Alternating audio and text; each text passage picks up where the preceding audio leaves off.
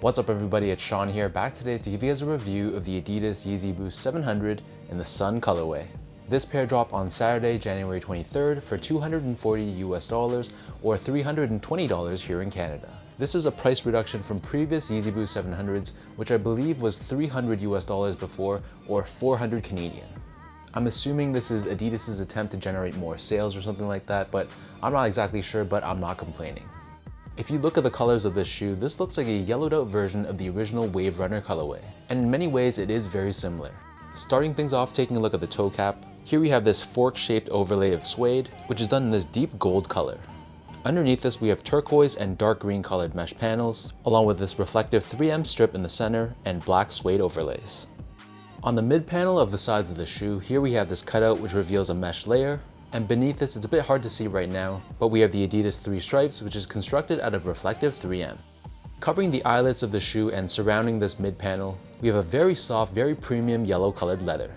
And then beneath this, towards the back end of the shoe, we have more of that black suede with these two cutouts, which reveals a layer of reflective 3M underneath. Surrounding the top of the ankle collar area, here we have this yellow colored mesh, and then overlaid on the back heel we have this golden suede with these 8 perforations found on either side, revealing a layer of reflective 3M underneath. For the laces, these come with an oval shaped lace which is done in this gray color, and then underneath this we have a yellow mesh tongue, and there's an additional strip of reflective 3M in the center. Taking out the insoles, these come with a yellow colored insole with Yeezy and Adidas branding stamped on the heel, and if I flip the insole over to the other side, you'll see that it's strategically padded with additional layers of foam, and this helps with the comfort and the softness of the shoe. So the upper of the Yeezy Boost 700 sits atop a very chunky, very sculpted midsole. Encased within the midsole but not visible from the sides, it incorporates Adidas's Boost technology, and the midsole itself is painted in this washed out orange color, but we have accents of black along the forefoot and another hit circling the back heel. Turning the shoe over to the bottom, here we have your classic Yeezy Boost 700 outsole. So this is constructed in this dark gray colored rubber. We have this herringbone traction pattern, and then there's these cutouts that run from heel to toe that reveals the Boost layer in the midsole. So that breaks down the look and the construction of these Yeezy Boost 700 Suns. I know a lot of you guys watching are probably wondering how do these fit, and in my opinion, these fit the same to me as my previous Yeezy Boost 700s. So I'm a true size 10, slightly on the wider side, and I opted to get these in a size 10.5, which is technically a half size up. I know some people prefer to stick true to size if you'd like a really snug one-to-one fit, but I like the feel of the half size up because I feel like this toe box area is a little bit shallow, so when I wear these in my true size, I feel like it's clamping down on top of my toes. So going up the half size just gives me a little bit extra breathing room. For comparison's sake, I'm also a 10.5 in the Yeezy Boost 350 V2, along with the 700 V3. But I can stick true to size in the Yeezy Boost 350 V1, along with the Yeezy Boost 700 V2. Next up, in terms of comfort, overall I feel like the Yeezy Boost 700 is a bit of an underrated model. I know a lot of people say that it feels very stiff and very brick-like, but to me, especially for the Wave Runner colorway, which I've worn a lot, they definitely feel much more comfortable the more you break them in. And though it's not going to be super soft like the Yeezy Boost 350 V2 for example, I feel like it's much more of a well-supported shoe, and to me at least, it's a pair that I can wear for many hours in the day without feeling any discomfort. So if you're looking for something very soft and very squishy, then you might not like the feel of these on feet, but I feel like that soft squishy feeling is a bit overrated, and I kind of prefer the feel of these.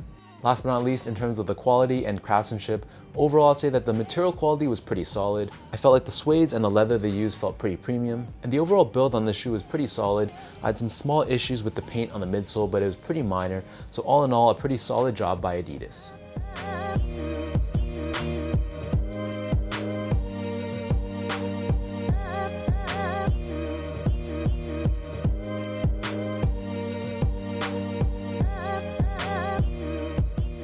With all that being said, now let's lace up these Yeezy Boost 700 Suns and I'll show you guys how these look on feet.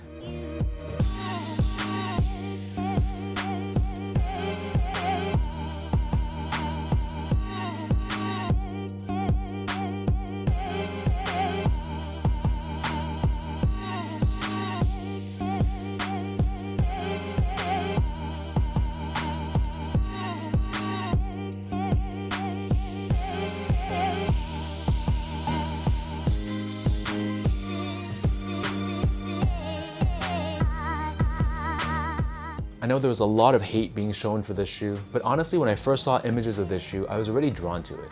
I don't know what it is, it's so loud and it is a pretty weird looking colorway, but maybe because it's sort of like a yellowed out version of the original Wave Runner, for some reason it just speaks to me.